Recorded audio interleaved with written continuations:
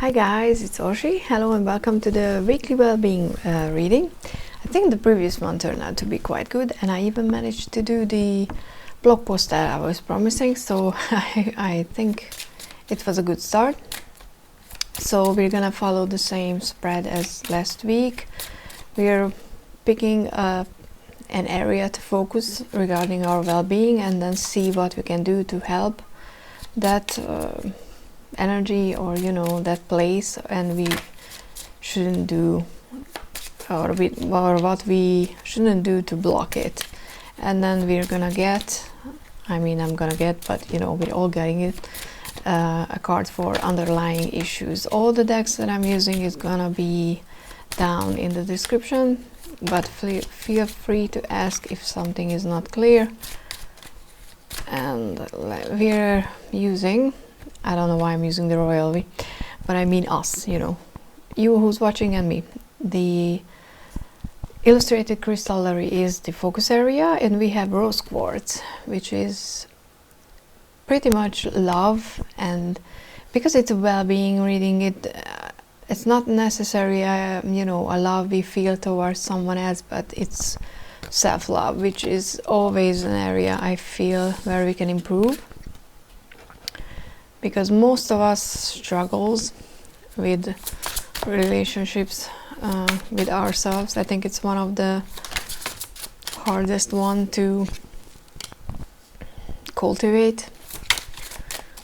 Okay, I have to use my own post about the spread, because I forgot which position was the do and the don't.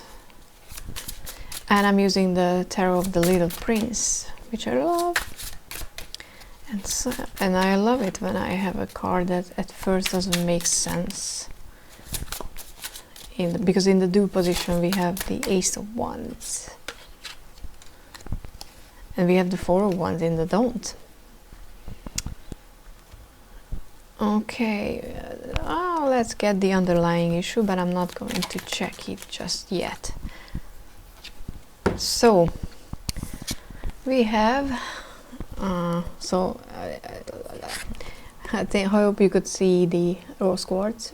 It's a different kind of love. That's the titles say on the upright, and it's that's specifically talking about the love we feel for ourselves. So how can we be this week that would help cultivating this relationship with ourselves.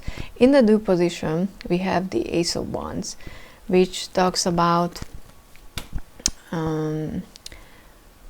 opportunities relating to passion and creativity. Usually when this ace shows up, I always think about something like a new project, or that area in our lives where we feel passionate about, something that fires us up. And because we have self-love for this week, it's definitely I don't know if it was last week and we're continuing with the theme, but I'm thinking about a creative way to express our feelings, and especially something we haven't tried yet. So if you always wanted to do something artistic and you never got the courage, or you never really thought that it would work for you, this week is going to be that time, or whenever you're watching this reading, because it finds you when you need to be found. There is going to be something when you do that project, when you express yourself through something that ignites your heart.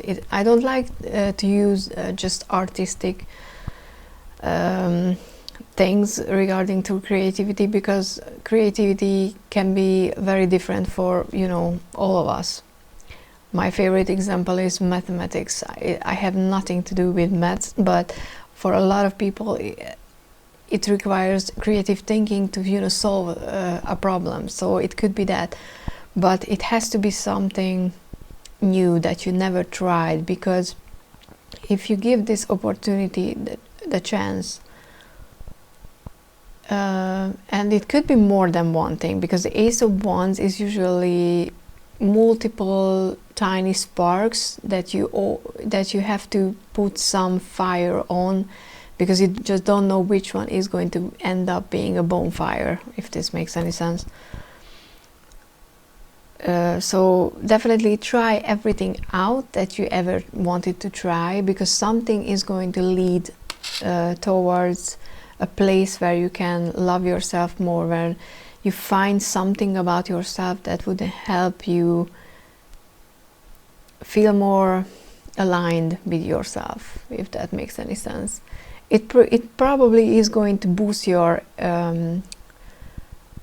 self-confidence, you know, if you do this project, whatever. And it doesn't have to be a big one. If I use the word project, everybody thinks I don't know, building a house. Okay, you don't, but you know, you don't have to create a book or a painting, a full anything.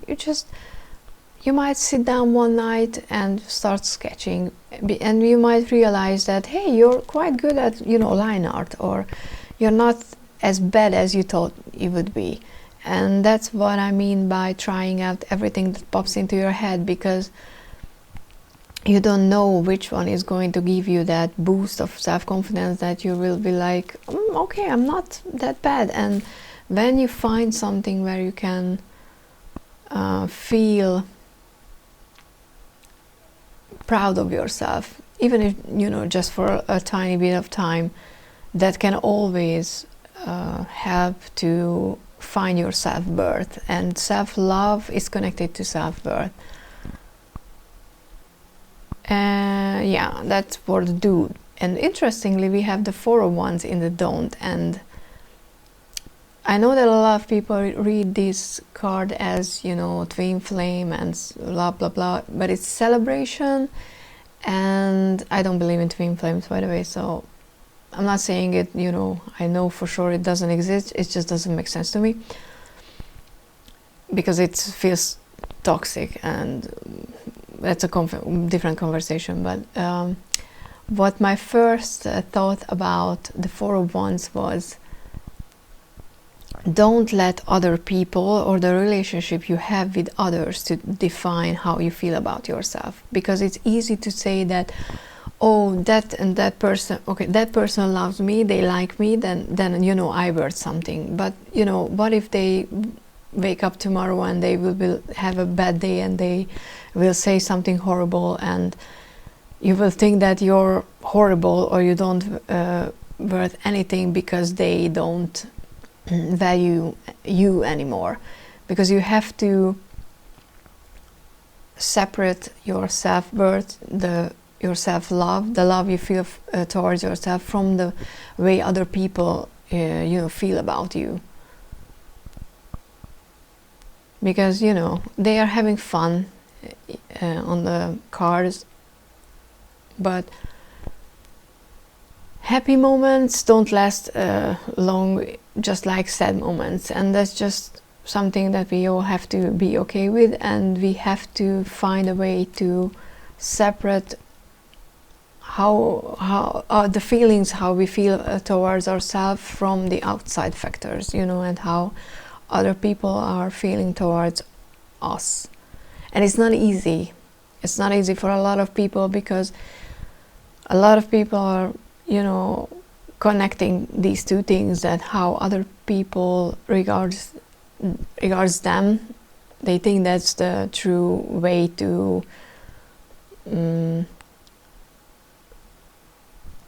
oh God, words, to connect their, you know, self-worth to their own life. I know I don't make much sense, but I hope by now you understand what I mean. And so interesting, we have the new life again, but in the reverse as the underlying issue. We had the new life in the previous one, and I swear I shuffled the deck, and I find it so interesting, because it still talks about that fact that something is trying to manifest, something new is trying to come in. I think it was in the upright, right, in the previous week, but now it's in the reverse, which means that it's important to work on this issue, to give a boost to our confidence, to our self-love, because we might be the one currently that is blocking ourselves from this new life to coming in.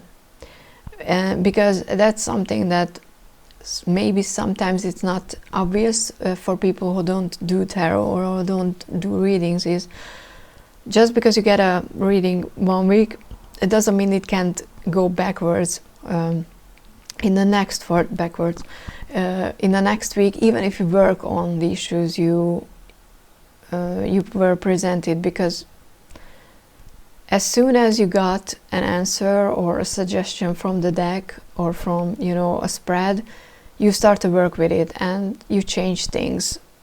But we don't always get things right first, right? So this week, I think with the new life in reverse, is just an extra highlight, an extra underline that it's very, very important to develop a loving relationship with ourselves. So if you don't take anything else from this reading, just take that away, that if you find time and space and you do work on this relationship, which is the most important in your life, then you're already winning, because your life is going to be better. It's simple. You can't, you know, dispute that words. So yeah, that was the weekly well-being reading. I kind of like this one as well, because I think it's important. And please do let me know if you do the spread or if you do the reading, does it resonate? If you know, do yourself your own spread, please share if you want to what was your main message, and see you in the next one.